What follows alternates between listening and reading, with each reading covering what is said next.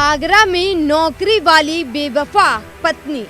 UP से एक और ज्योति मौर्य जैसा केस। मजदूर पति के साथ बीवी ने रहने से किया इनकार। हमने आपको एसडीएम ज्योति मौर्य की कहानी बताई थी। कैसे अफसर बनने के बाद ज्योति और उनके पति के बीच दूरियां आ गई। किस तरह ज्योति के पति ने मेहनत करके अपनी पत्नी को पढ़ा लिखा कर अफसर बनवाया और उसका पूरा साथ दिया। उसके सपनों को हकीकत में बनने के रास्ते को आसान बनाने की पूरी कोशिश की, एक सच्चे हमसफर की तरह। लेकिन जैसे ही ज्योति अफसर बनी, उन्हें सफाई करने वाले अपने पति पर ही शर्म आने लगी। ज्योति को दूसरे युवक से प्यार हो गया क्योंकि वो पढ़ा लिखा ज्यादा था और बड़े पद पर काम भी कर रहा था। ज्योति की कहानी से हर किसी को सोचने को मजबूर कर दिया कि क्या अब किसी को भी अपनी पत्नी को नहीं पढ़ाना चाहिए।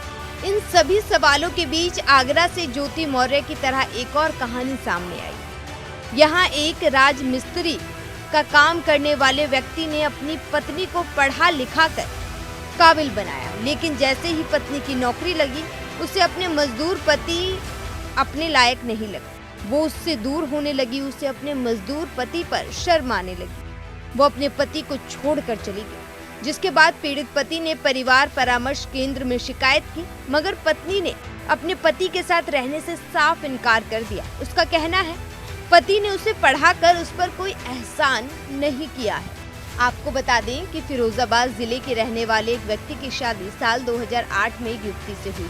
पति का कहना है कि जब पत्नी घर आई तो वो सिर्फ 8वीं तक पढ़ी थी। उसने अपने पति का साथ देने के लिए पढ़ने की इच्छा जताई और कहा कि घर की तंग हाली दूर करेगी और दोनों मिलकर कमाकर एक अच्छी जिंदगी जिएंगे, जिसके लिए उस अपनी पत्नी को 10वीं 12वीं तक पढ़ाया। इसके बाद उसे नर्सिंग का कोर्स भी करवाया। जब वो नर्स बन गई तो उसकी नौकरी आगरा के एक अच्छे अस्पताल में लगी। अब उसे अपने पति पर शर्म आने लगी है।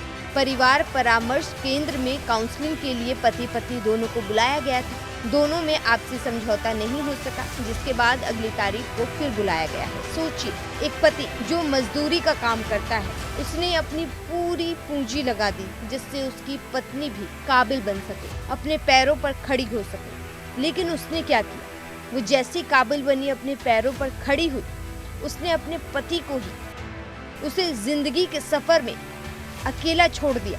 ये कहाँ तक सही है? पीड़ित पति का कहना है कि उनके 3 बच्चे हैं।